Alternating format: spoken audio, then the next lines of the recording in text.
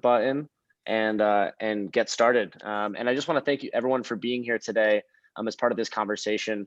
My name is Tom Carroll. I'm calling in from Raleigh, North Carolina at this exact moment. Interestingly enough, there's a backstory there, which I won't get into right now. But I really want to appreciate you all joining us here from different parts of the world on Friday, and to our larger community watching this after the fact. Thank you for joining for this conversation. We've been launching this virtual academic summit series for about 6 months now. We wanted to break it up into 3 parts and focus in on 3 thematic topic areas of community development that our organization at Global Livingstone Institute really feels is important to fostering and growing our global community of public health, education, and now talking a bit more about conservation and the environment.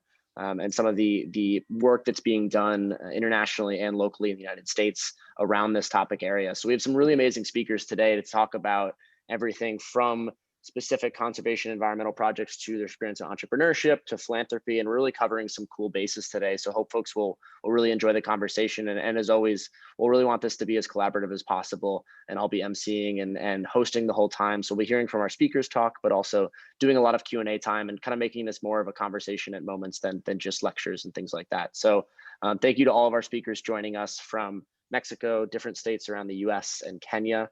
It's so awesome to have you all here on Friday, and I really appreciate you taking the time.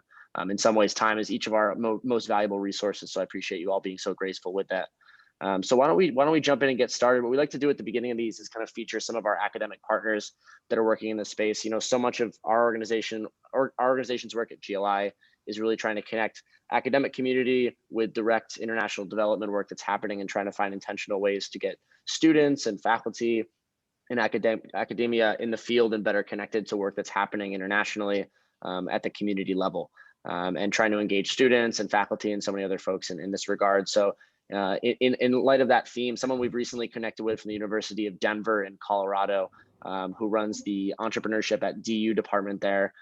We've been having some really good conversations with him, who I'll introduce now, and wanted to give him a few minutes just to talk about the work that's happening at University of Denver and kind of highlight a little bit about how entrepreneurship and some of these spaces are trying to grow and innovate in our academic community in the United States. So Joshua Ross is joining us here from Denver, Colorado.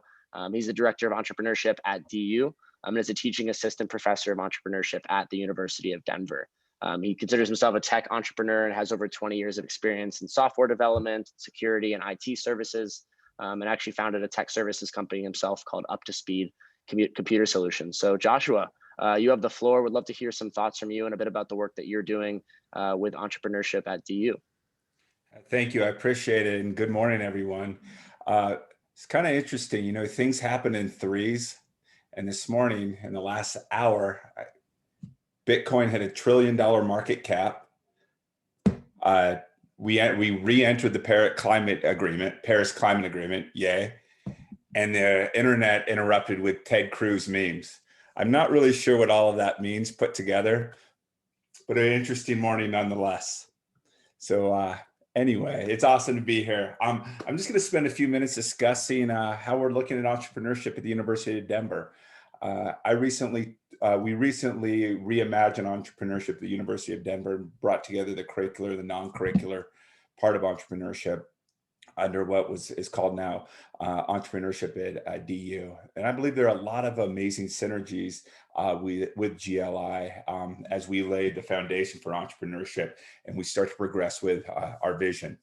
So when we looked at entrepreneurship and just took a step back and what was really important and how we wanted to define it, we looked at it as purpose-driven entrepreneurship, really encouraging our students, providing the space to follow their passion, giving them the support to follow their passion, with the idea that every student, regardless of what path they take, are going to make an impact, try to make the world a better place through innovation.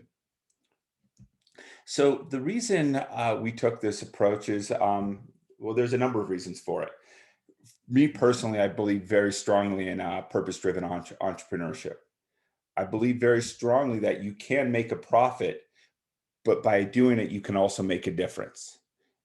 I know we all talk about triple bottom line, which is very important, but really being able to measure the success of your company, not just by the bottom line of profit, but also how you're impacting the planet, how you're helping people.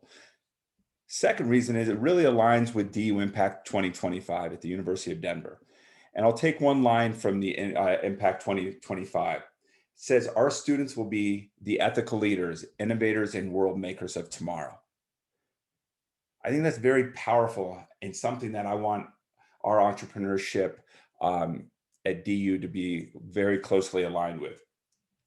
Next, our students are mainly Generation Z, and it is amazing how much they place importance and make their purchasing decisions based on brands' authenticity, their transparency, their behavior, and their dedication to social impact.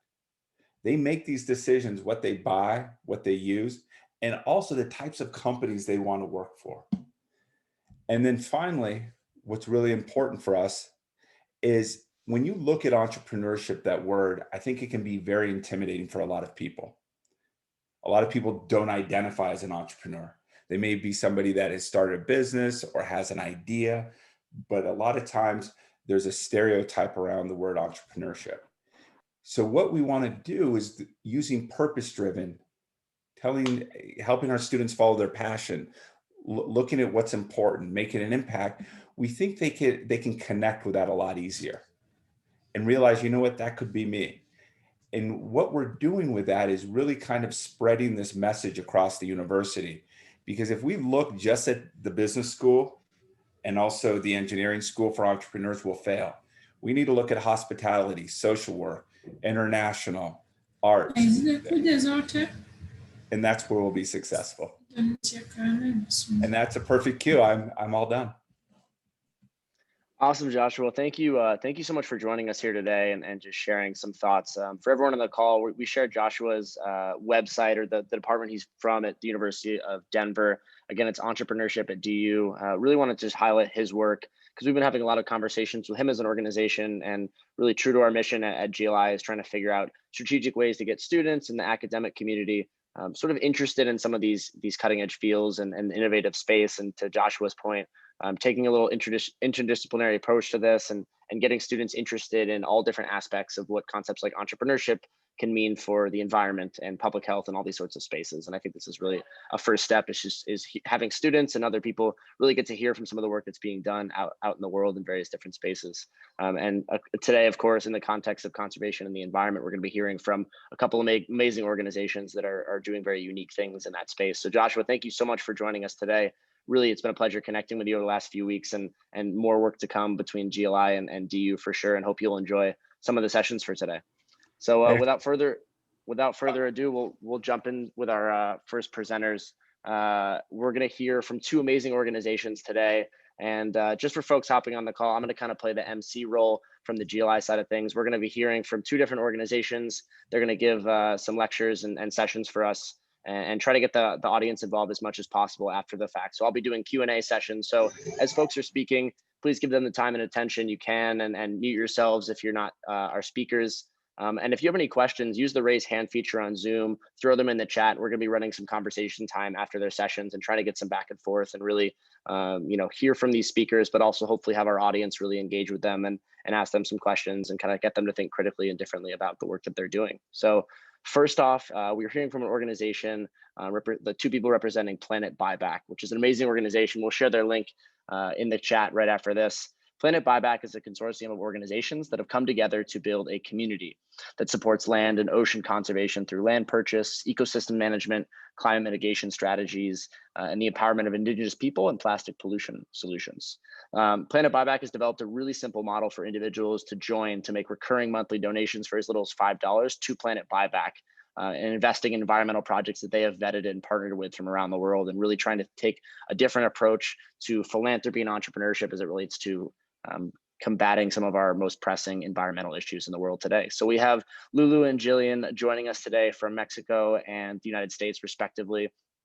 Lulu Lucher is the founder of Planet Buyback herself, and she's a brand and marketing expert with over 15 years experience spread across Apple and other major companies and brands, and also co-founded a health and wellness company called Tori Labs. Lulu also founded the Onda Linda Music Festival and serves as their creative producer. So Lulu's joining us today from Mexico with a beautiful background behind her. And Jillian Nguyen is also joining us today. Hey, Jillian, who is an entrepreneur and philanthropist. She cut her teeth and began her career in the entertainment and music industries, ranging from biodegradable plastic projects to music and consulting and supervision.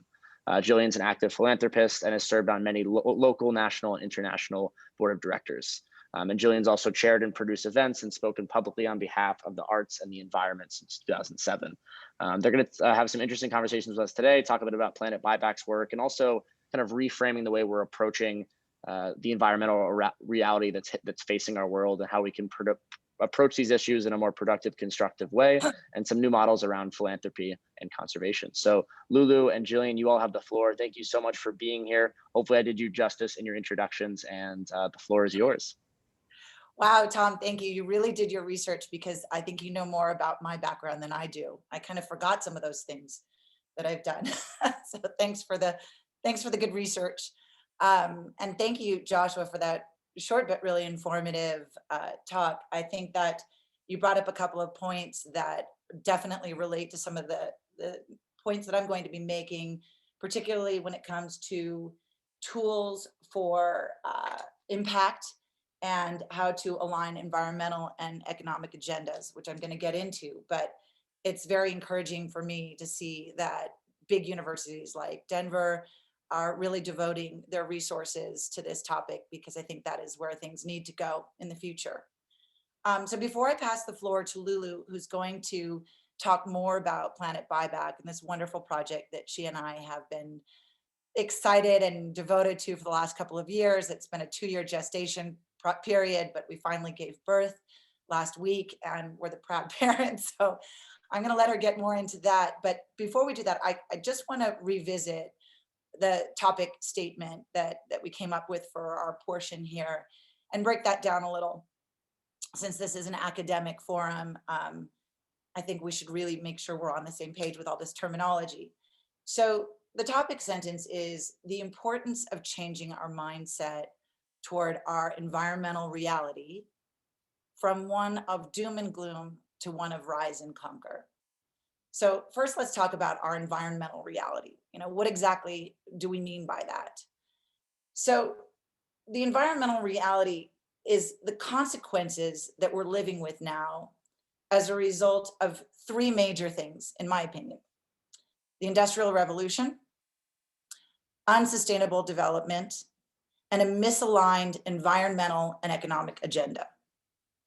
Now, when you face this reality and you're looking at over 100 years of industrialization, it can be very daunting. And there's this sense that the challenges we face are so great.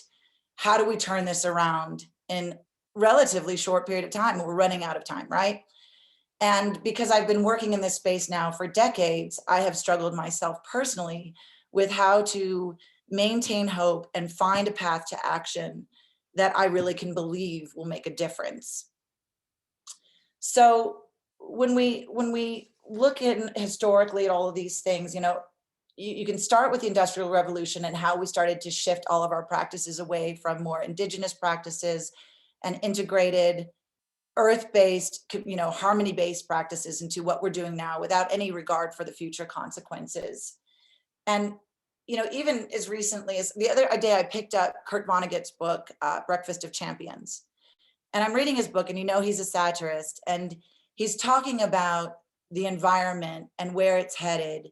And it reads as though it could have been written today.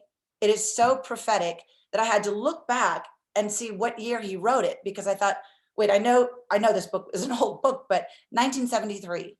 As far back as 1973, he wrote a book that projected into the future exactly where we are right now. And 30 years ago, when I was a student at Yale, I took a seminar called Pollution, Politics, and the Environment. And it was crystal clear to me even then that as long as we had an environmental agenda that was not aligned with an economic agenda, we, the tree huggers, were always going to lose out. It was never going to work. So in the last decade, we have been bombarded with messaging of the disasters that's to come.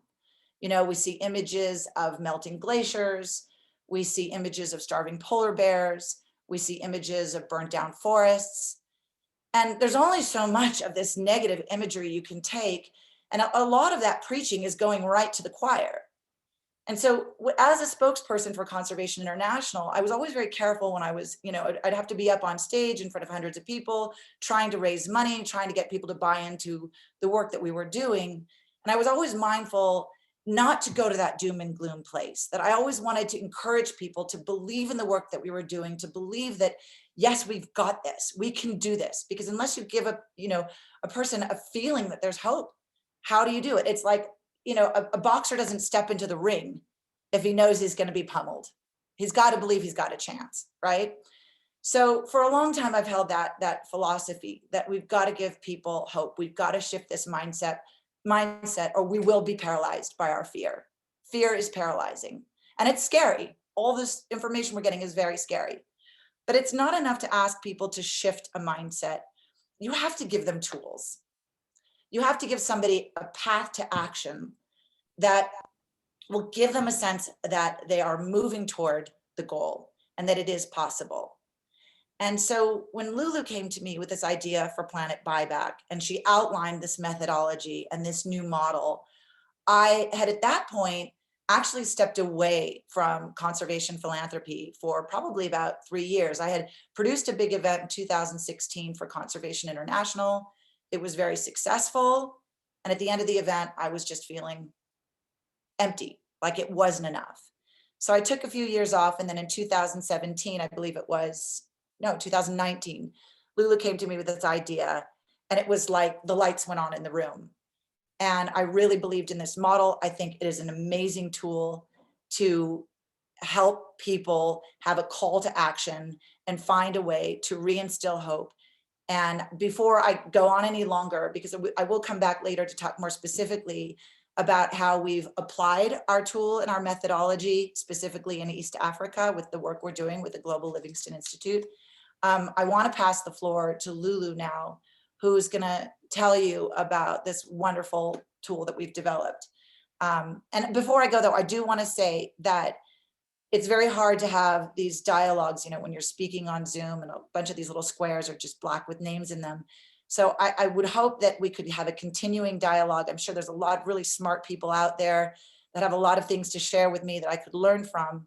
So if you would like to continue a dialogue, or you have contributions to make that will enlighten us, please do email me directly.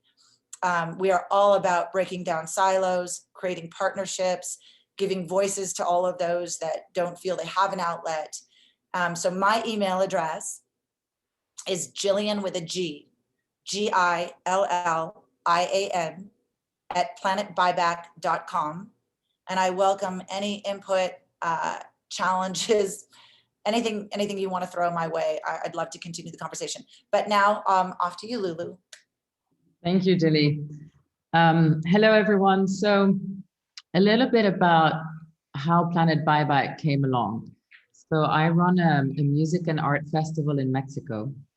And I've been for the past 5 years racking my brain as to how we can make the festival give back to the land that we do it on. And also how can we engage with our community to do more efforts around being a greener festival, giving back and protecting the land, and giving back to the community in Mexico. And so I have actually a foundation under Onda Linda, which is the name of the festival, that focuses specifically on the arts and the indigenous tribes of Mexico. But I wanted to participate in conservation, and I realized that whether it was my community around the festival or myself, I didn't really know where to start. So there's a lot of organization there, but I found that the younger generation often don't relate to those organizations, or they don't know where the money is going, or they feel like they don't have enough money to participate in conservation. There's also a bit of an image of the nonprofit having those big galas that you're not invited to, or you don't have enough money to participate. So in a way, like you don't have enough resources to participate in the conservation conversation. But there's a lot of need, and there's a lot of passion in the younger generation. And I can see that, and I can see that in the Onda Linda community. And I have other friends who are also founders of different festivals, different brands, other entrepreneurs. And a lot of us have a certain reach into different communities, and everyone seemed pretty powerless. They felt like they didn't have enough money to participate in conservation. They felt like they didn't know who to give their money to, because there was a bit of a trust factor where they just didn't really know who were those people in those organizations. And they didn't really know who to give the money to, into what cause. Should I help the polar bears, or should I help for the Amazon forest? Like, and as Gillian was saying, that, you know, there's a bit of a gloomy aspect to conservation, where you feel like you see all those images and you feel like it's constantly the end of the world. And what can I do just with my small dollars to participate and try and make a difference? You feel quite hopeless. So I thought to myself, how can we engage a lot of people and make a real difference, but with smaller amount of money? And that's where the idea of Planet Buyback came along. And the idea is really simple, is that everyone gives $5 a month. That's it. And it's a monthly subscription. So it's a model that the younger generation is very accustomed to, right? Everyone has Spotify and Netflix and all sorts of, you know, products that are being delivered on a monthly basis and paid with monthly subscriptions. And what do we do with all this money? We invested in different ocean and land conservation programs, right? So there is an entity, which is Planet Buyback, which raises money and then invests that money in different vetted projects. And Gillian will tell us more about how we choose those projects, what criteria we look at, because obviously it's very important. And that's how Gillian and I started the partnership together, because I told Gilly, so I know how to build communities. I know how to bring people into this effort, but I've never done conservation before. I need you, Gilly, to help me find out which are those projects that we can fund that will have a real impact. So that's how we started our partnership. And the idea again here is to bring the millennials into conservation, to make philanthropy accessible and fun and impactful all at the same time. The reality is that the millennials is the most engaged generation that the world has ever seen. It's their planet. They really care about it. They have a loud voice. They know how to, you know, gather. They know how to use social media. They know how to use their voices. But oftentimes they lack the money and the maybe the relationships at a government level to make policy change. And as we know, those two factors are very important. If you want to have a real impact, you also need a bit of an engine that can put money towards projects, that can change policy. And that's what Planet Buyback can be for them. So they can participate, they can do volunteering, they can gather, but they also have a pot where they all put $5 a month. But look, if there's 1 million people giving $5 a month, that's $60 million that we can have per year to put into impactful conservation projects. So the problem is how can we make the younger generation, how can we empower the younger generation in the world of conservation? How can we give them a voice, but also power to really make a difference? And the solution is Planet Buyback. It's a very simple mechanism where there's power in numbers, where you just give $5 a month, but if there's a lot of people giving $5 a month, then it compounds.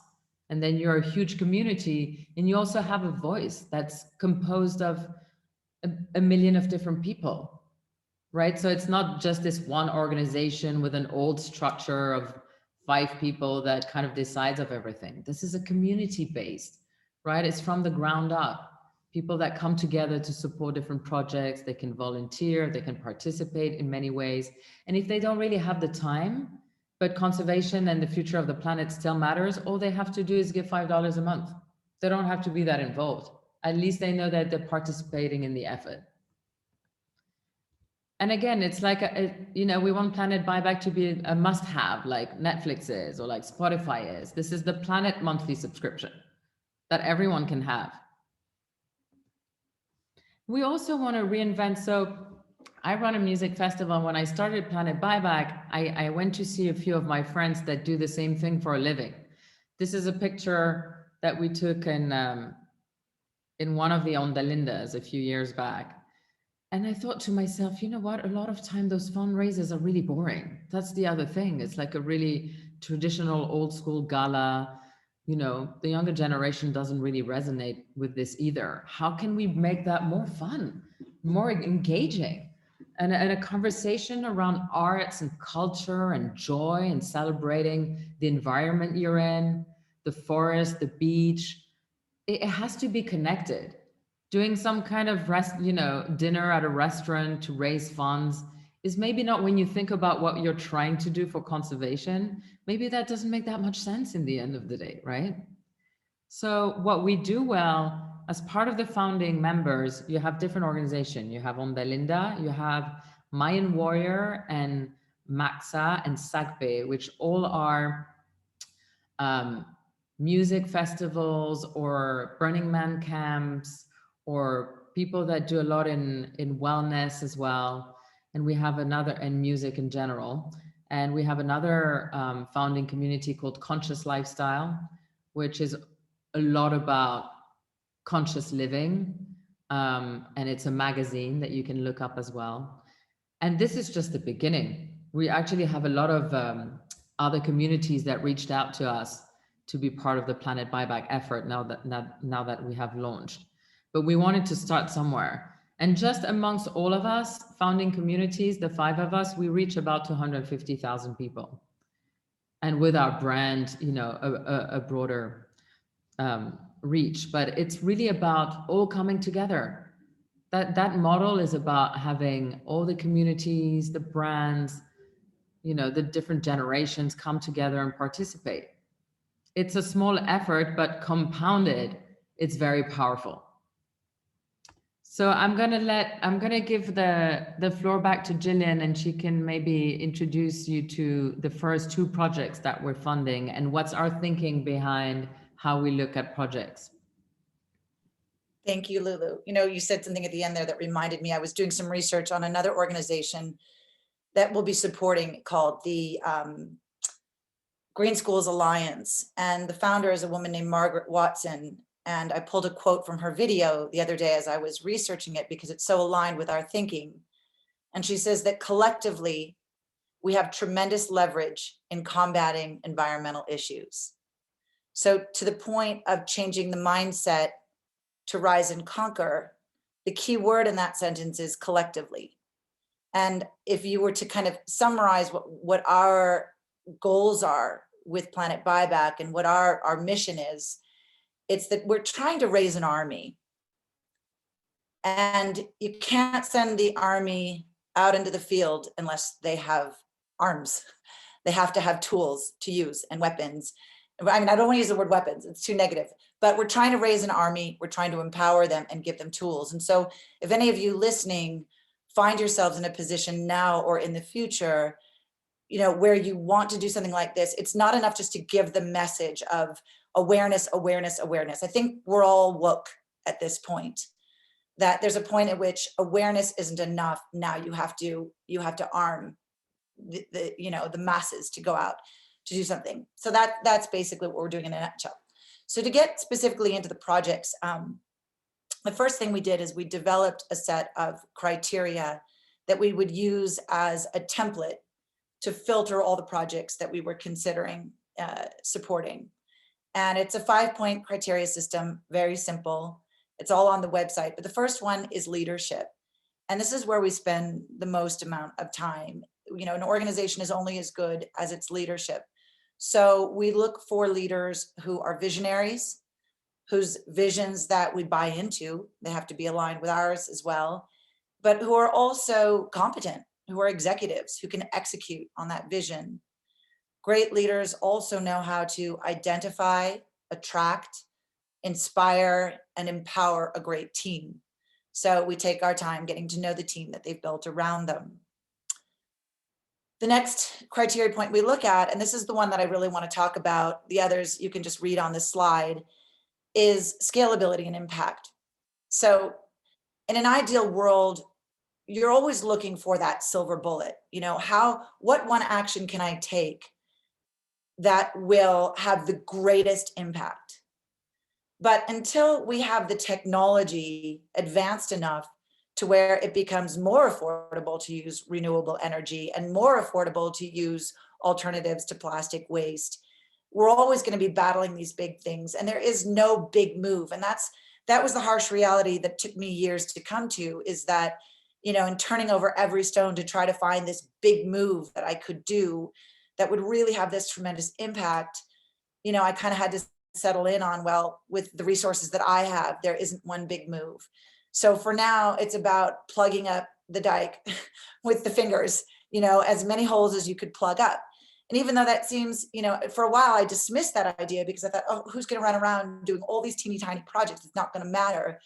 And then I realized, actually, yeah, it does matter, because when you find a wonderful model of a project and you can replicate that and you can bring your full commitment and passion to that project and make it succeed, there's nothing stopping you in terms of replicating it and bringing that model to scale. So we really love to find projects that have these elegant, highly replicable models that we know with our support, we can bring to scale. And it goes back again to power in numbers, collective energy, that you cannot dismiss any longer these smaller projects, because everything eventually does add up. That's how we ended up in the mess that we're in. Every plastic bottle that you drank out of and threw in the bin added up. And look how quickly. So if every plastic bottle add up to a massive plastic waste, every action can add up to a massive good impact.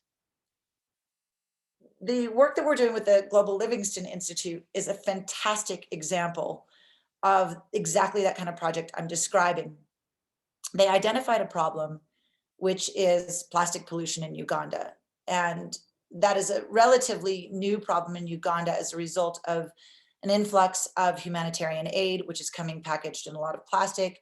Uganda, which is, as I've learned through this project, a small, relatively small country, the size of Oregon, for those of you who are familiar with US geography, but a very large population that's growing at exponential rates, has suddenly found itself with a tremendous plastic pollution problem and no infrastructure to deal with that.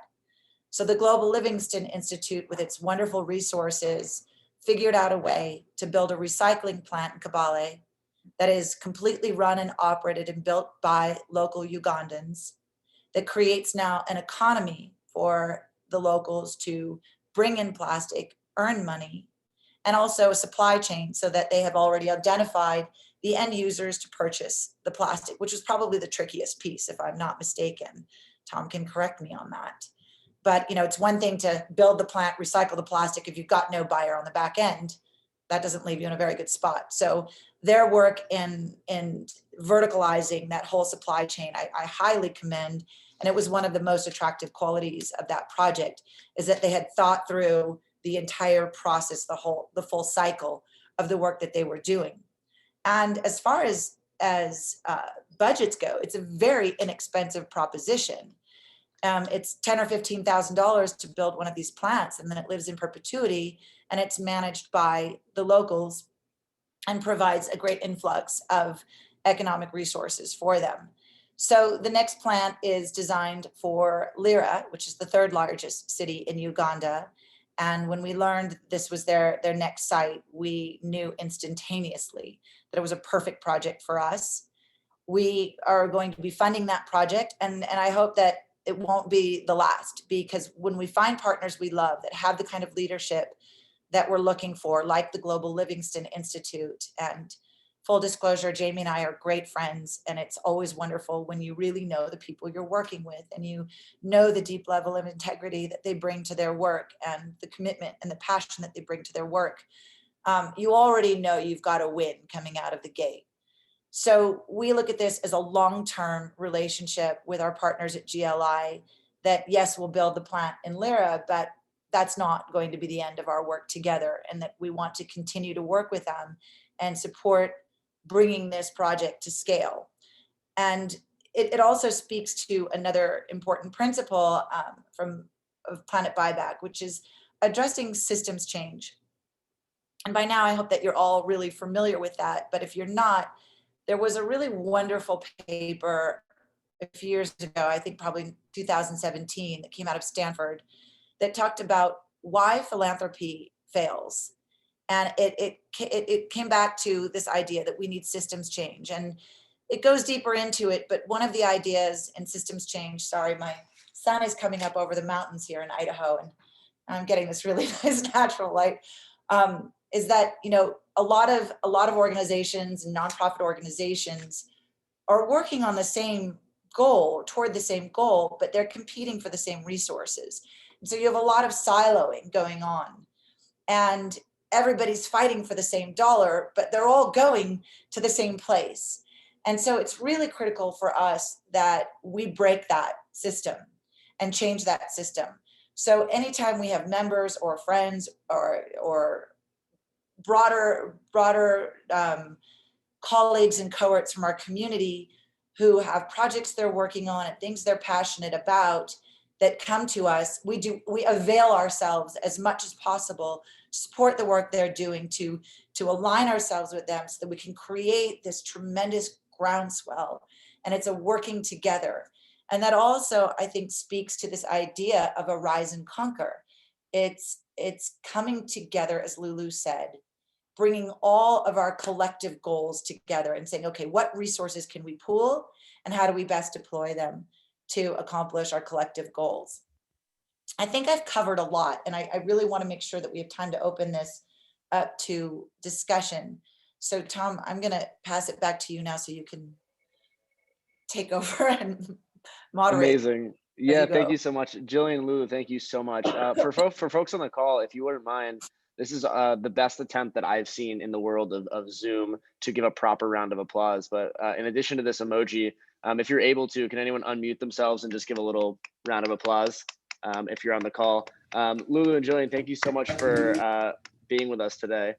We get some assorted clapping from around the world, but you know, so many things you covered are so crucial to this subject around the environment. And you know, first off, I think Planet Buyback's model is so unique. And Lou, I know you touched on that brand power and how simple that model is, I think is actually what makes it very powerful, right? It's kind of like demystifying this concept of contributing to environmental projects and really trying to figure out ways that everyone can play a role. And I think, Jillian, to your earlier point, I love the transition that you all are talking about from making it sort of a negative critical subject to something really uplifting and opportunistic. And obviously, you know, I think you two would be the first to say that obviously there's seemingly insurmountable problems occurring in our world related to the environment, but to what extent is it helpful to dwell on that so much as, you know, to the extent of trying to figure out what to do? I mean, that we have to come up with solutions and trying to figure out a way to get people involved and thinking critically. So the work you're doing is so important, and I appreciate you all taking the time. I think first question to just jump in, I was just kind of curious, Jillian, Lulu, you know, as you're working to try and shift the mindset around the environment from being maybe more critical and down to being positive and opportunistic, you know, what is the most common pushback that you face? Like, what is that first objection that you see the most in your work from people telling you that, you know, maybe we have to be critical and down about it and there's no way to be positive? I'm so happy to say that we don't. That we've now, over the last couple of years, met with all kinds of people, from private funders and investors to people in the for-profit world, people in the nonprofit world, friends. I have a friend who's probably one of the smartest people I know, who's a VC investor. Every single person that we've brought this idea to or shared this idea with, the feedback has been so unanimously positive and encouraging that there hasn't been one hurdle to it, which, you know, I'm more of a kind of a woo-woo, feel the cosmic energy, you know, divine messaging kind of thing. And I feel like since day one, we have had just the wind at our back and a lot of encouragement. Lulu, what do you think? Would you agree? I agree. And, you know, I've been really, you're the one who brought that idea to me of really changing the perspective and the mindset, especially when we started talking about how we're going to communicate about the projects, about what we're trying to do. And it's true that the default is to show all these horrible, you know, things that are happening around the world and ask for help because look how horrible it is, right? But actually, Jillian really came to me and she said, you know, we have to change that mindset. Like there's so many things to celebrate and protect, and we can make a difference. And you don't feel like you can make a difference when all you see is this kind of imagery. And I thought that was a really powerful and smart shift, and just give you hope and the desire to fight and to be part of a solution rather than just go to, you know, what difference am I going to make? You know, if I can just add to that, I think that's one of the reasons why people have reacted so positively, because I think in their hearts are thinking, oh my God, finally good news, finally a positive take, finally a spirit of can-doism. And I think it's just people have been, you know, dried out and waiting for this kind of watershed of positive energy. And it's a bit of a salve, you know, when you've been beaten down with all the negative messaging. And I think that in terms of the model, it being so easy is one way to empower people and bring in that concept of this can be joyful, this can be easy. You know, we can all participate in philanthropy. It doesn't have to be a few rich people that get tax deductions and go to some weird gala, you know, which there is a bit of that image associated with conservation. This is something that we can all participate in, even with $5 a month, even with some volunteer work, even with sharing on social media. There's so many things that we can do, and cool things. Be part of like an organization, a brand, you know, projects that are cool, that are fun, that have a real impact.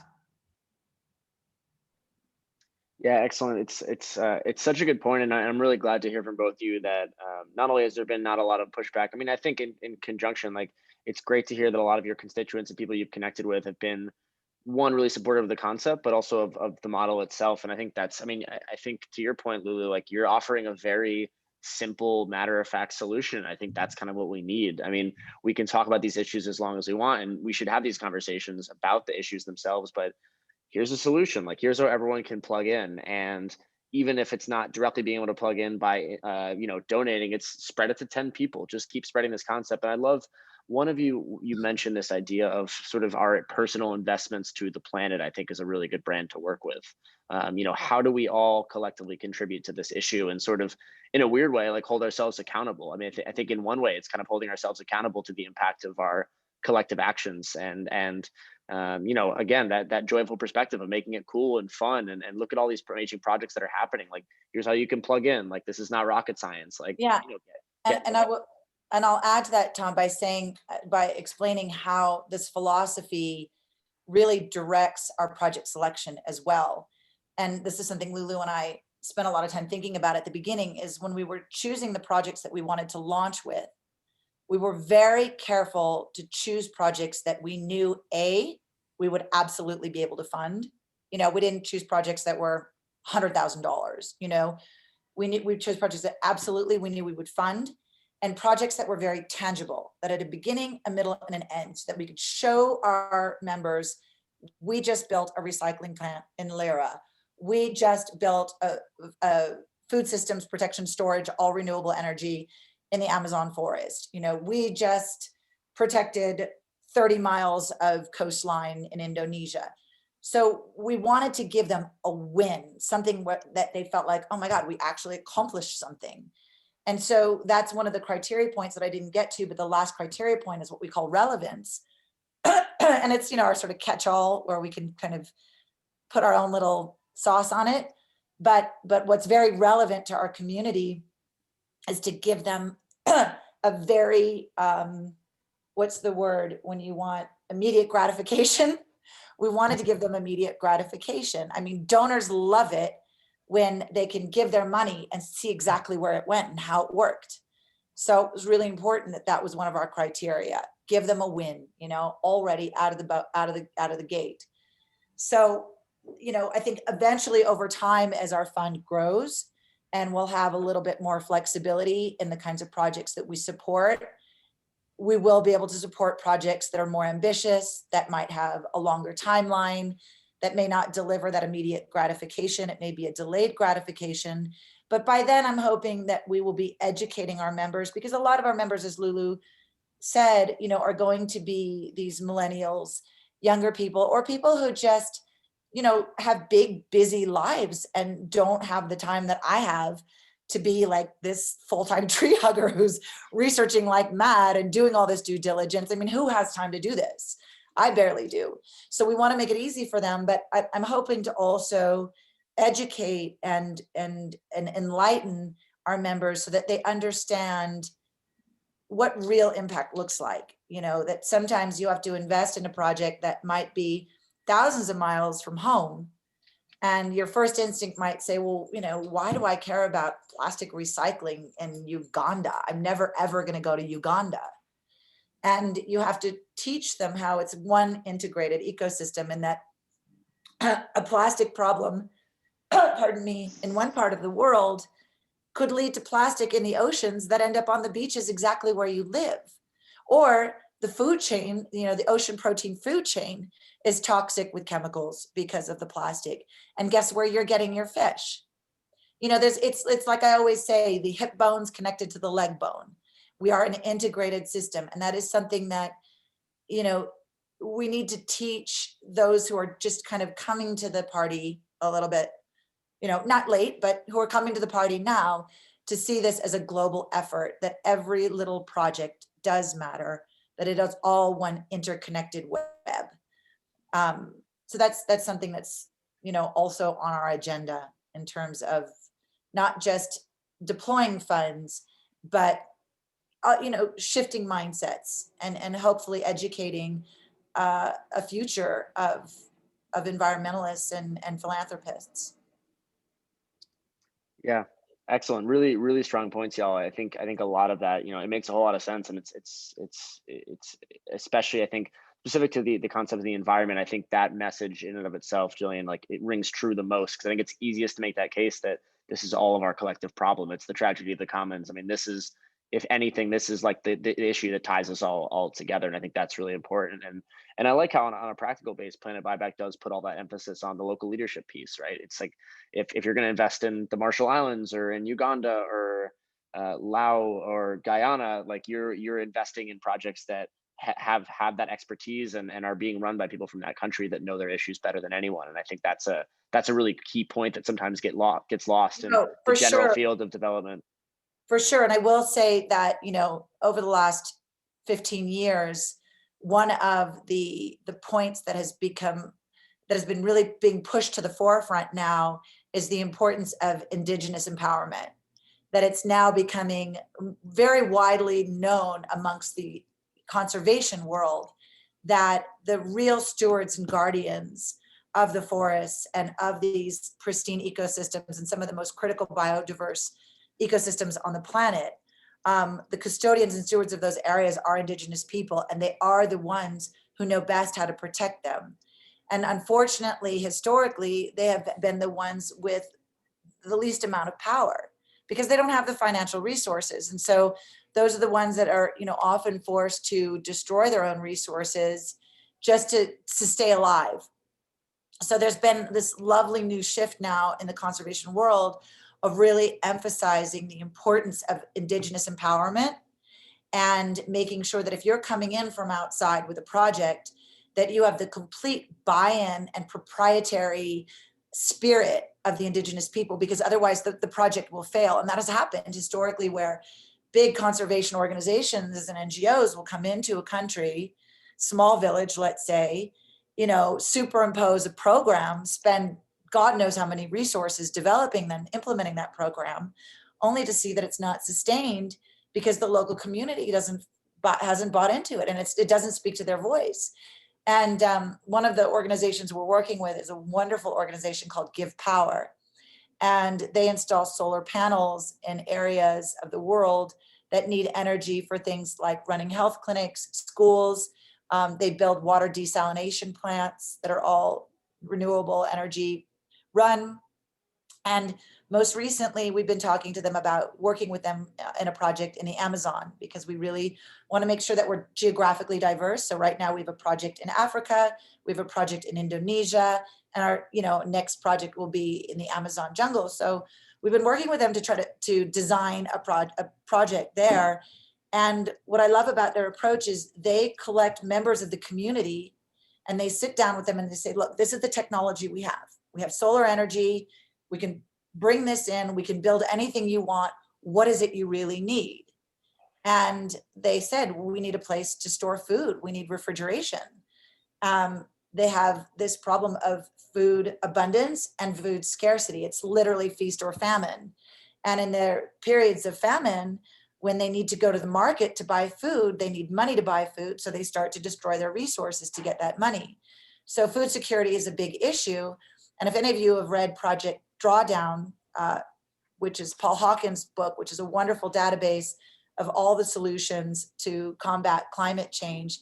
If any of you have read it, great. If any of you have not, I highly recommend it as a great resource tool.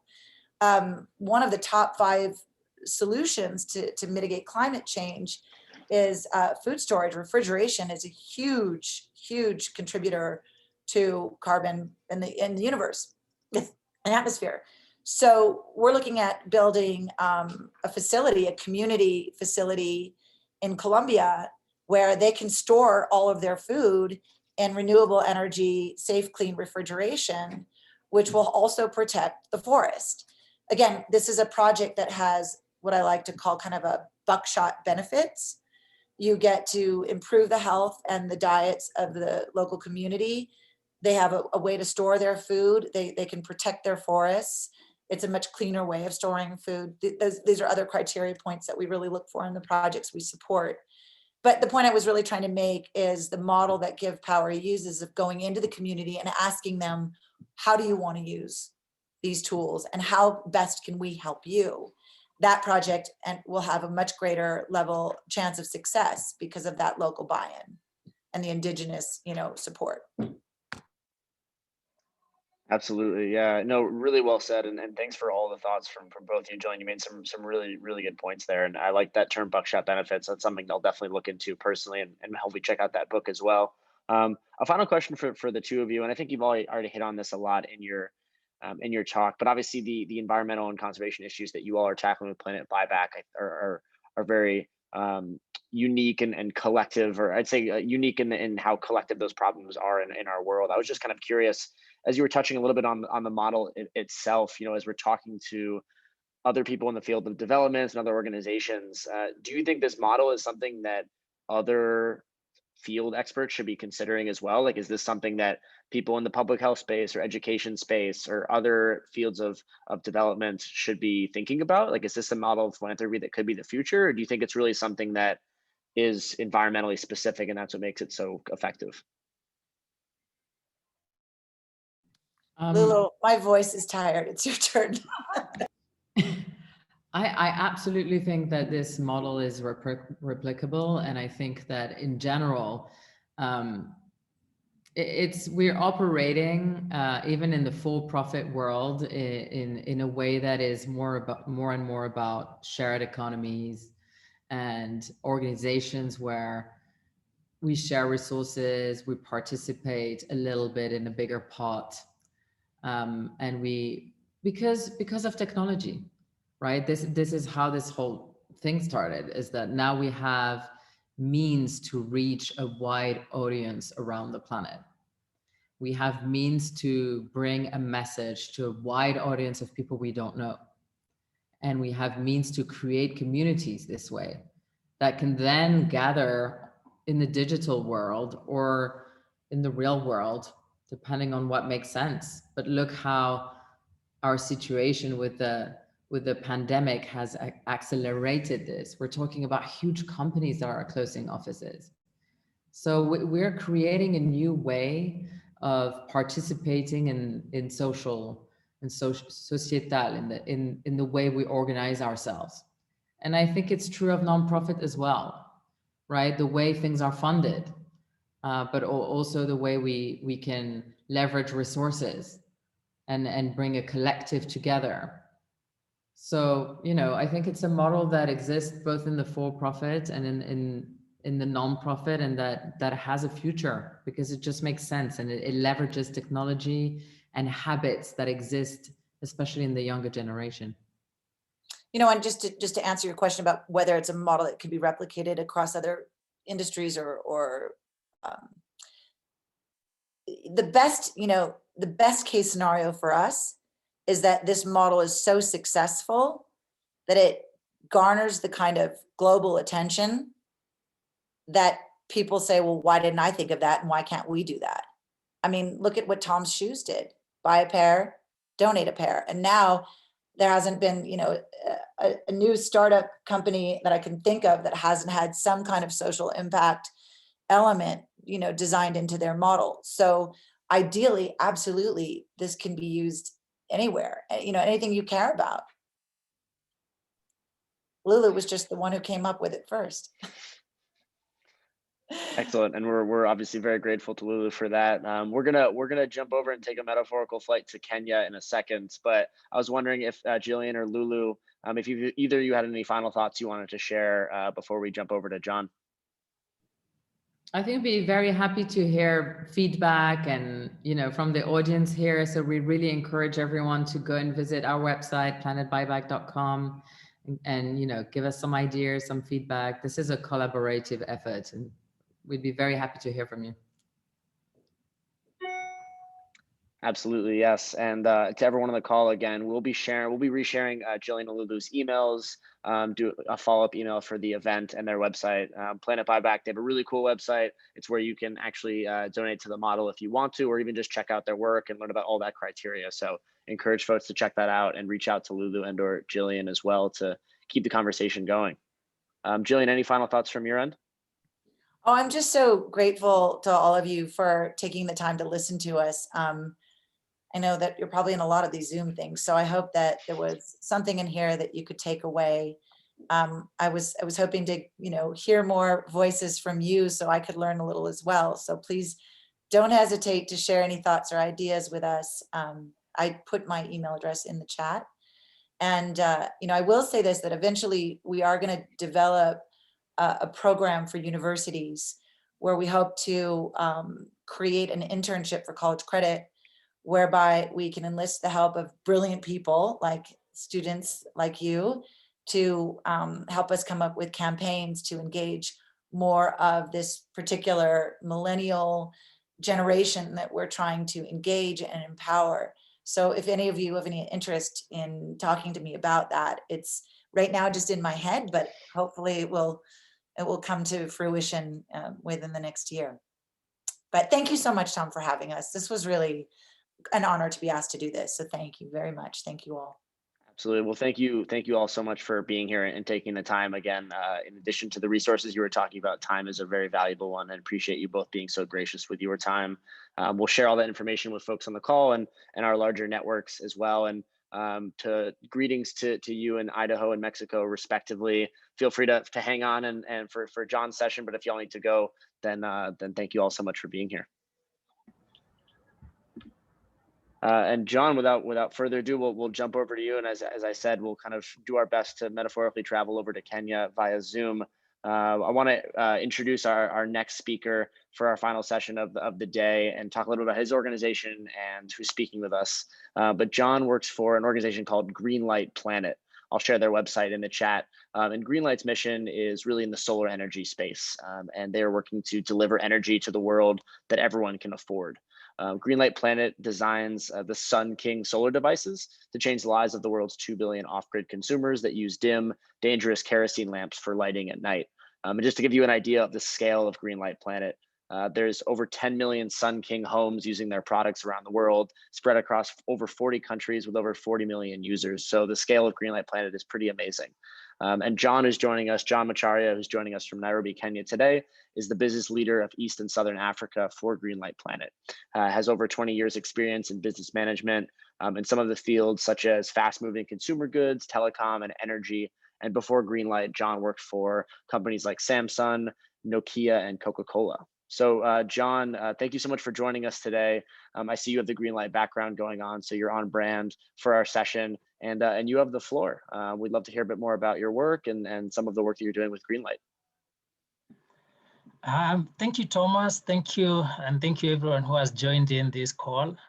It's really an honor for me to be able to join in. I have worked personally with Global Living Institute with projects in Uganda. So it's been an exciting journey. I think for like 2 to 3 years, we've been working together with them. And I'm going to just give a broad overview of who we are. Thomas has done a really good job at introducing us. So Greenlight Planet is a company that we're in the solar space. We are in what we call the Pico solar space. So we don't do the solar solutions for your big bungalow, where you need refrigeration, where you need to use it for ironing.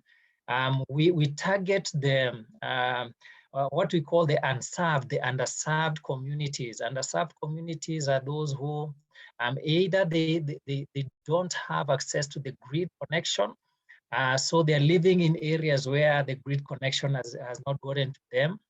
And the second category of market that we look at are people who are underserved in the sense that they are connected to the grid. But one of the things that is very, very common in Africa, and I know also a bit of Asia, we have that, is what we call load shedding or blackouts. So there are particular regions that can go for days without power. So they are connected to the grid, but then the connection or the supply of electricity is very, very poor. And this is a space that we are playing in, looking at reaching these underserved communities. I'm going to share my screen so that I take this step by step. Yeah, so I trust we can all see that. So we are on a mission to deliver reliable lighting and energy to about 2 billion underserved persons. Okay. Next. Yeah, so as you can see on the screen, and this is something that this is from statistics, there are actually over, with the 7 billion population that we have, and growing every day, about 5 billion of them have access to electricity. And a lot of us take access to electricity for granted.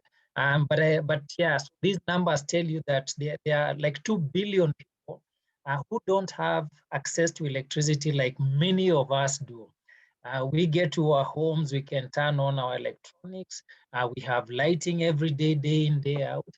But then there are 2 billion people out there who are actually not connected at all to the grid. And these are the people that we are targeting. Just a brief background in terms of Greenlight Planet.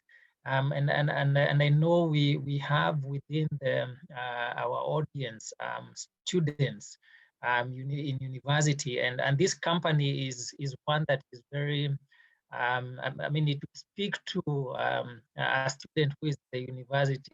Our founder, Patrick Walsh, kind of got this idea while still a student. He was working with Engineers Without Borders. That was in 2005. And by 2006, he had already come up with some prototypes for what would be solutions to these communities. And one of the things I would mention is that initially the concept of providing solar solutions to people in the rural areas, and majority of them they live on less than $1 a day, so a lot of their income is hand to mouth. So they don't have, they are not able to access, expensive solar solutions for that matter. And one of the things that Patrick Walsh did, our CEO, is to do a research and find out, are these communities willing and able, number one, are they willing to invest in reliable, good quality solar solutions, or do they just want to buy, cheap solutions out there in the market, which would probably last them a few months at the best. And his research identified that indeed the rural folks, those who are, I mean, the bottom of the pyramid, they were actually willing to invest in proper, I mean, to invest in good quality solar kits. And we are currently available in more than 40 countries, and they have more than 6,000 micro entrepreneurs, 100 plus distribution partners, more than 700,000 tons of CO2 have been offset by the use of our product. I know one of the things that, I mean, the theme of this talk is social impact and conservation. How do we impact the environment by reducing CO2 emissions? And how do we do that? Because the majority of these homesteads, they depend on kerosene lanterns, and the effects of kerosene lanterns have been studied overwhelmingly in terms of how they have impact on the eyes, in the breathing system, and very long term. Actually, kerosene and cigarette smoking, they are put at the same. They are on par. So someone who is exposed to kerosene fumes and someone who is a chain smoker, they are almost put at the same level. And majority of these are innocent children, innocent families who have no alternative source of lighting. Yeah, so, and how does our typical off-grid household look like? So this paints for you a picture of that rural home. A lot of them are very informal homes. This is actually a pretty good picture because the walling is fantastic. The roofing is, I would say, great from the point of view of who are the majority of our consumers. But then they live in either 1 to 3 rooms, a family of 6. Their income is way below $1 a day. If they're lucky, then they would be in the range of $2 a day. They have a mobile phone, so that also brings another element in terms of their needs. Their source of light is a tin kerosene lamp, and they use about 4 to 6 liters of kerosene a month. Phone charging, they need to communicate with their family elsewhere. They need to, I mean, mobile phone penetration is significant, even in Africa and Asia, where we are predominant as a company. So they spend quite a bit go to take their phone, mobile phone for charging away from their homes. Okay, and these are the people that we are targeting. We have, I mean, as a company, in terms of our impact, there's plenty much that our products have accomplished so far in terms of impacting homes. One of the, I'm going to speak into some of these elements which are here. So from a point of view of education, I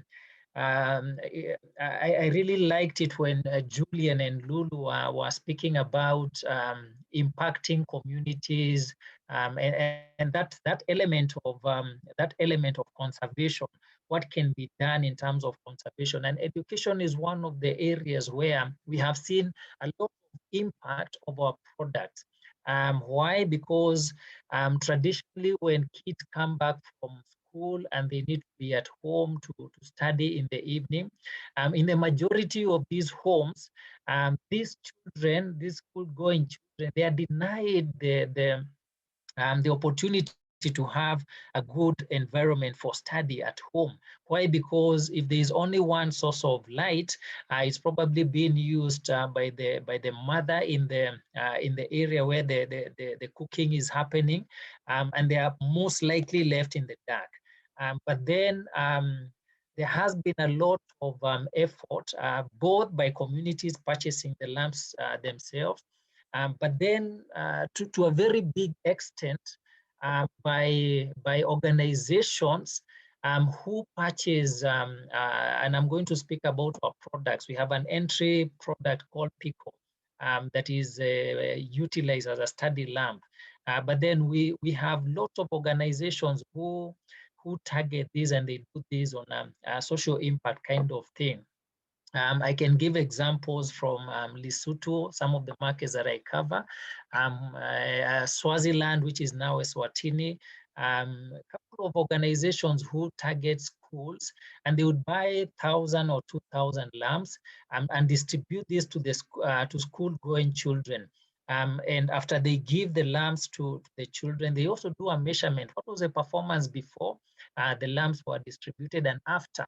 And when we say 75 increase in child study time, and even in performance, we have research that shows that, the performance of children who have been empowered with these lamps has gone up. Another very recent case, and which you can also find on YouTube, is with one organization, it's a microfinance, one of the largest banks in Kenya. They are called Equity Bank. So what Equity Bank did when COVID struck, they have Wings to Fly program, which targets school-going children in terms of school fees and providing their needs, those who are coming from needy families. So they purchased about 5,000 Sun King Boom lamps. Sun King Boom is one of our products which provides lighting, and it also has radio capability in it. And why did they choose this product? I mean, your guess is as good as mine, because the children at home, their only source of education at that time, right now schools have reopened in Kenya and quite a number of countries around East Africa, but their only source of education was a school broadcast, school radio broadcast programs. And so they have given out 5,000 lamps to the children who are under their program. And this has created an environment where the children are able to study, even when lockdown was still going on. And there are countries which are still under lockdown, and there are different organizations who are doing actions towards that. So education is big, and at a lamp, which is basically about $7, and can last that family for like 5 years in terms of battery life. This is something that has a big impact when it is given just to one family, because the children can now study. I quickly go through the others. I not speak much into it, but then improving the livelihoods. These lamps enable families to work longer. For example, the picture that you see there is an entrepreneur. And what is she doing is that beyond the sunshine hours, the daylight hours, she's able to continue with her work and therefore increase her income. It has also improved the savings of families. Why? Because the amount of money they would have had to spend on purchasing kerosene and candles on a daily basis, that one has been taken care of, and now they can use that money for savings and improve their livelihoods. Air quality goes without saying, and of course, then in terms of earnings, which is something that is in terms of impact. I will quickly move through this and the next slide. This is just giving a highlight of the product range that we have. So we have broadly two categories of products. One is the lanterns. The lanterns provide light, they are portable. These products are very durable. They are, to the largest extent, they are breakproof. You can give it to a child, they can kick it, they can drop it. Nothing is going to happen to them. So a lot of these products then come with a solar panel. They have a built-in battery within the lamp. They have a lot of feature to control how power is being utilized, so that typically this product can be used for up to 8 hours, even up to even 12 hours from a single charge. So they have different lighting modes, low mode, medium mode, and the brightest mode. But this is the first category. of our products. You have products here ranging from $4, $5 all the way up to $50 in terms of the price range. This is some of the examples of the products that we have. I'll not speak into this. I will go to the next slide.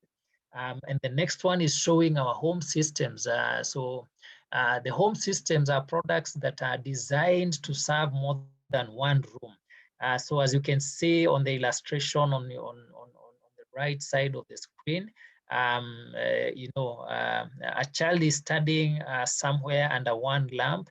In the living room, there's also a lamp that is there, and of course, in the kitchen, there's a lamp and there's a solar panel right at the top. Now, these products are not like super expensive. A unit like this would be going for a retail price of about $80, upwards of $80. And there are two, basically there are two ways in which we avail these products. So, and let me speak into that briefly. So a lot of these consumers are not able to purchase a product upfront. They are not able to raise $80 or $120, or if it is coming with a TV system, hundreds of dollars. So what we do is that we offer them what we call pay as you go, a solution that enables them to acquire the lighting kit. This kit provides both the lanterns as well as the home systems. They provide lighting as well as phone charging. So these two, the capability is built in. So in terms of affordability, then they are able to pay a small deposit, usually about $20 or less than that. And then they start utilizing this product and pay back the full amount of the unit in either 6 months, 12 months, or even 24 months. So that on a monthly basis, they only need to pay like $5 or $10. And as they are paying, they continue using, and there's a system that enables them to utilize the lamps for 30 days and so on and so forth. So it's an innovative system for enabling the rural communities to be able to acquire these products without having to look for the funds upfront. So as they do their business and their farming, then they are able to pay for these products slowly. We reach our villages using, there's a host of team, we call them Sanking Business Associates, and also energy officers, a lot of people who work on commission basis, others are employees of the company, or even our partners who distribute these products.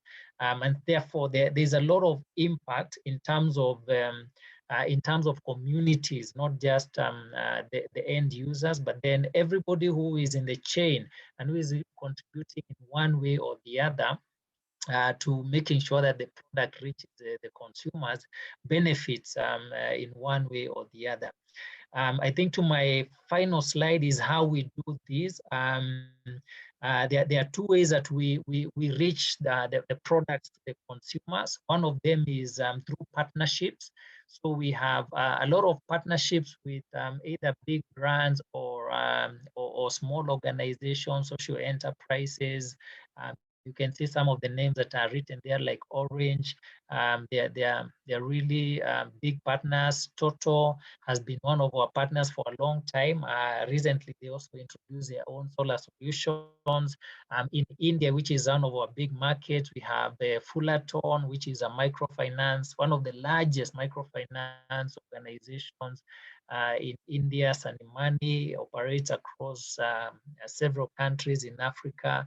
And so on and so forth, across the globe, and also in for Global Living Institute, like for Uganda, we work. We have a partnership at Entutsi Resort, where also the distribution of lamps is going on, and therefore there are so many organizations, we can't list all of them. But that is how our products get the end users. The last slide is just some of the awards that we have received, and some media recognition and so on. So that would be it. I would take it back to Thomas. I don't know if, yeah. So you can open it up for some discussions. Yeah, John, thank you. Thank you so much for your presentation. I'll give you another round of applause here on Zoom. And if anyone else can as well, please unmute yourself and do so. John, thank you so much for taking some time and talking about the work that's happening with Sun King via Greenlight Planet. It's amazing work. And I think the scale is something especially that people should really kind of try to wrap their minds around. It's really impressive what you all have accomplished, on the African continent and even other parts of the world through the business associate model and how you're really leveraging communities in this endeavor. It's pretty amazing. I was just kind of curious to dig right in. Again, for our audience members, if you have any questions for John or things you want to add, put them in the chat or use the raise hand feature and we'll bring you into the discussion. But John, just to start, I was curious, you're being the business leader for a bunch of different countries in Southern and Eastern Africa. I was kind of curious to learn a bit more about the work that you're doing and what would you say one of the biggest challenges that you face in your work is in trying to expand Greenlight? Yeah, thank you for that. So as a business leader for East and Southern Africa, my work basically entails working with partners, identifying partners to work with. And once those partners come on board, is helping them to scale up. So because we have operations across the world, basically a lot of it in Africa. We have two main markets. So there's Asia, which is largely India, and then there's Africa. Those are the primary markets where we operate in. So when there's a new organization, and I will talk about, for example, GLI, like Entutsi Resort, where we have some partnership. So once we strike the interest, then my role is to help them scale up and identify which are the different models that you can use. Some of them are very commercial partners. They would be, for example, like or large chains, large format stores. For example, in South Africa, we have a partnership with Voltex, which has very large electrical stores. So my role is just to scale them up, but again also to go to the field and identify and see what impact our products are having. And I think the satisfaction for working with Greenlight Planet, as opposed to a lot of the big companies I've worked with in the past, is to see the smiles on the faces of families when for the very first time they are able to press a switch and light comes on in their house. And it's just amazing. So that kind of impact, and to see that they're going to put away their kerosene lanterns and begin enjoying a clean source of energy brings a lot of satisfaction. The challenges are there. I mean, I've mentioned about 2 billion people who are still not connected. And the numbers keep growing, unfortunately, because for example, in Africa, electricity penetration is slower than the population growth. So what happens is that as much as countries are trying to expand the reach of the grid connection, the populations are growing at a faster rate than the grid connection is growing. So what happens is that if 3 years ago in a country you had 14 million people who are not connected to the grid, then you might find today you have 18 million people in the same country not connected to the grid. Why? Because population is growing at a faster rate than grid connection. So that is the challenge is there. The challenge is identifying partners. Talk about Uganda, talk about Kenya. Kenya has almost 75% grid penetration, but still in a population of about 50 million, you still have huge populations who are not connected. Are there partners who are there enough to take us to the last mile? That is still a challenge. When you look at, for example, the face of that child who is there, we have great products in terms of the study labs, $5 to $8 products, but then getting partners who are willing also for example, to finance. Greenlight Planet is a for-profit organization. So identifying partners who are willing to finance social organizations, community-based organizations, go and reach this kind of children. This is also a challenge. Yeah. So there is still a lot of work to be done. Yeah, definitely, John.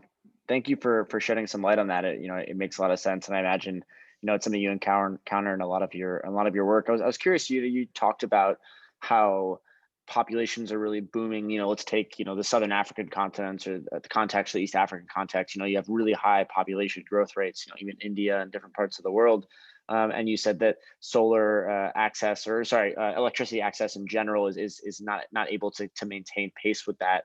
I was wondering, what extent does Greenlight Planet work with the governments of countries that you work in? Take an example. I have a lot of experience in Uganda, and I know that Uganda is aiming to roll out their public solar electricity grid to other different isolated parts of the country. What does that look like for folks like Greenlight Planet? Like, do you talk to governments about where they're trying to roll out, where there are gaps, and where maybe Greenlight Planet can most effectively provide solar, or what does that conversation look like? And are there any challenges in that dynamic with governments? Yeah, so we interface with government quite a lot. I give you the case of Kenya, where even in terms of electricity access, the government recognizes the role of solar in terms of provision of reliable access. And the reason why government, for example, in Kenya do this is because if, for example, you say there's an isolated village and the village is 100 kilometers away from the nearest grid connection, then does it make economic sense to do a line 100 kilometers to an isolated village? The government has identified that for certain locations, the best choice is either to go mini grid, a space we are not playing in, and which is also quite costly, or rather to provide some form of subsidy so that these communities can be reached. And that is now one way. So there are times when there are direct subsidies coming to our organizations and grants from government in order to expand electricity access to particularly the villages. But secondly, we also collaborate on the area of financing. Again, let me shift gears and go to Uganda. In Uganda, which is a market I manage, I personally work with an organization, a government organization called Uganda Energy. It's a UECC, so it is Uganda Energy Capitalization Commission. So what they do is provide financing to organizations, one, directly to organizations who are in the solar space, like ourselves, and also for social enterprises who are in that space, but also to microfinance organizations. So a lot of communities, people are banking with one organization or the other, and if they need to access, a solar module without needing to pay upfront, then there's quite a bit of financing that is already availed at very, very low interest rates from the government, and this comes, for example, from the European Union, to the government, and then to the different organizations. So we work hand in hand to see that we are able to expand access.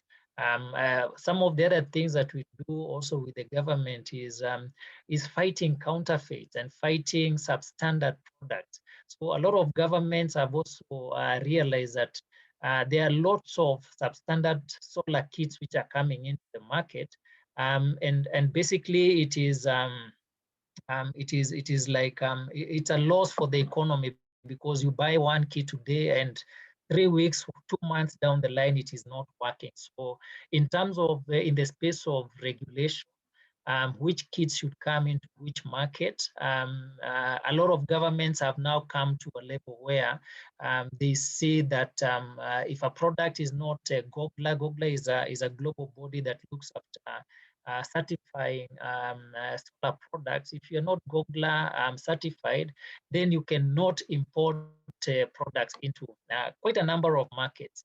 So those are some checks and balances that we work together with government to ensure that the products which are coming into the market are good quality, but also from a financing point of view, then the same is applicable.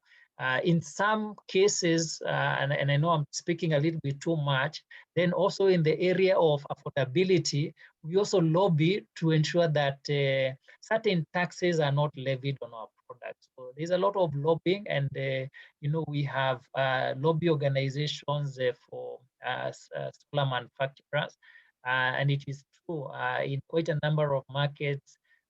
Quite a number of our products are exempt from, import duties and various taxes. So this makes the product affordable to the end user.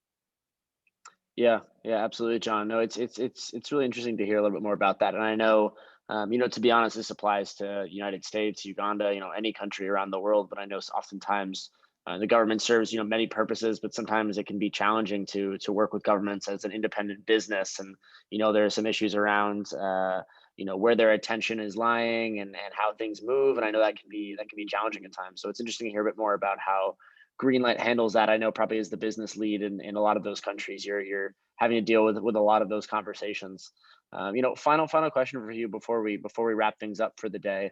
I was kind of curious. We actually haven't talked about it much on any of the sessions today, but obviously the COVID-19 pandemic is sort of the elephant in the room on all of this and plays a huge role. And I was just kind of curious how Greenlight Planet is being affected by the pandemic, and how is that affecting access to solar devices? Is it impacting your work a lot, or are you finding ways to get around it?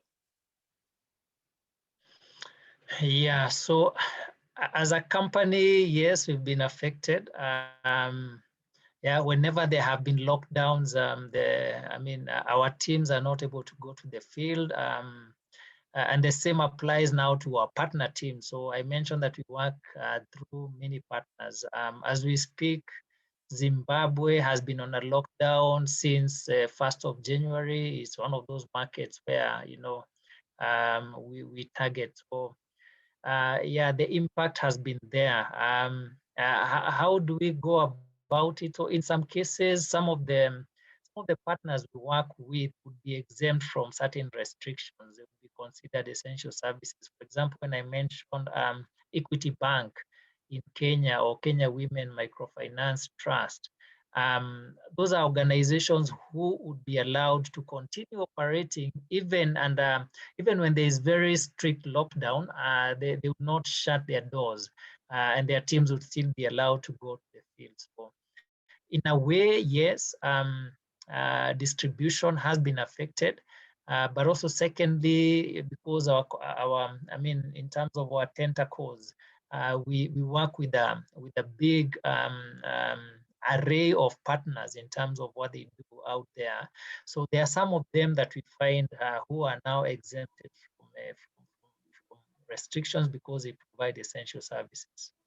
Yeah, interesting. Thanks for shedding some light on that, John. And yeah, obviously, in a time of crisis like this pandemic, for many people, for folks like Greenlight Planet, like your company, it doesn't change your mission at all in terms of, like, if anything, it's all that more important to be getting people these services and access. And I know that can be a lot more challenging given the restrictions that from a public health standpoint are obviously very important, but people still need access to products, and people may still be needing a Sun King product. So, it's good to hear for the most part that you all have been able to work around that to the extent you can. John, thank you so much for spending time with us today and talking about the work of Greenlight Planet. In addition to other speakers, we'll be sharing out your email and website information of Greenlight Planet if it's okay. So if folks want to reach out and have a conversation with John, or hear more about the Greenlight Planet work, maybe share ideas, really encourage folks to do so, trying to create some lasting relationships and conversations here. And John, before we sign off, I was wondering if you had any final words you wanted to share with the group for today. No, not at all. I mean, I think I've spoken a lot. What I would mention is that there are still opportunities for partnerships in terms of what can be achieved. So the space is out there for philanthropy, for investment. There are lots of communities that needs to be touched, and a lot of these are bottom of the pyramid communities, and any initiatives on that direction would really go a long way in improving their livelihoods. Thank you. Awesome. Yeah, I couldn't agree with you more, John. It's actually it's a great way for us to wrap up. I think if anything, you know, the last hour and a half and just this short session is such a testament to how, you know, work takes place in a field like conservation and the environment in such different ways and in different capacities, from entrepreneurs and businesses to philanthropy and direct to community work. You know, it's certainly a testament to how we can be working together and being more intentional with how we're approaching these issues. So, John, in addition to you and Jillian and Lulu and Joshua and all of our speakers for today, I just want to give you all such a big final thank you for being part of this today. For folks on the call and for people on, we're going to do a big follow-up email beginning of next week with all the information from our speakers, emails, and websites for you to check out. Entrepreneurship at DU, Planet Buyback, and Greenlight Planet, and see more what they're doing. Really encourage people that are interested in any of these spaces to reach out, have conversations, and learn more about their work. And for folks in academia or the private sector, public and nonprofit sectors, you know, there is room for collaboration and partnership. To John's point, I think in a sector like the environment, one that really ties us all together, that couldn't be any truer. Just a quick plug for something we're working on, but we're going to take this 3-part academic summit series and try to expand it a little bit into something a little different and call it our Listen Think series, which is down the pipeline. So GLI is going to start be doing quarterly conversations around some of the work that we're doing in East Africa, hear from stakeholders firsthand, and also engage external partner organizations to talk about their work. So keep an eye on what that's happening. We'll put some more information on that in a follow-up email, and encourage folks to check us out on social media to follow all that information. And yeah, thank you all for being here today for our virtual summit series. We really appreciate you taking the time and giving the attention to John and Jillian and Lulu and Joshua to hear all about the work they're doing in different parts of the world around conservation and the environment.